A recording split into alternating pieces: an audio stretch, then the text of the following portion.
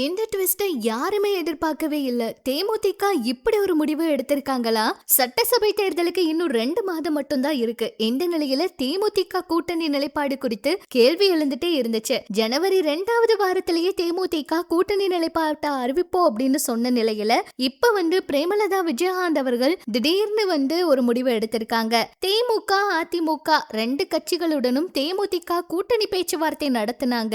திமுக தரப்புல 6 தொகுதிகள் மற்றும் ராஜ்யசபா சீட்டு கொடுக்கறதா சொல்லிட்டாங்களாம். ஆனா அதிமுகவுல எந்த ஒரு விஷயத்தையும் ஏற்றுக்கவே இல்லையாம். இதனால திமுகவுல சேர்ந்துட்டாங்க பிரேமலதா அவங்களோ. இதுவரைக்கும் தன்னோட கூட்டணி நிலைப்பாட்டை அறிவிக்காத இவங்க இன்னைக்கு திடீர்னு அண்ணா அறிவாலயத்துல முதல்வர் மு.க. ஸ்டாலின் அவங்கள சந்திச்சாங்க. தேமுதிக பொதுச் செயலாளர் பிரேமலதா அவங்க கூட்டணி பற்றி முடிவெடுக்காம இருந்த நிலையில இப்ப முடிவெடுத்து திமுக கூட தான் கூட்டணி அப்படிங்கறத சொல்லி இருக்காங்க. தொண்டர்கள் மற்றும் நிர்வாகிகள் விரும்பிய கூட்டணியில இணைந்திருக்கிறதா அவங்க சொல்லியிருந்தாங்க.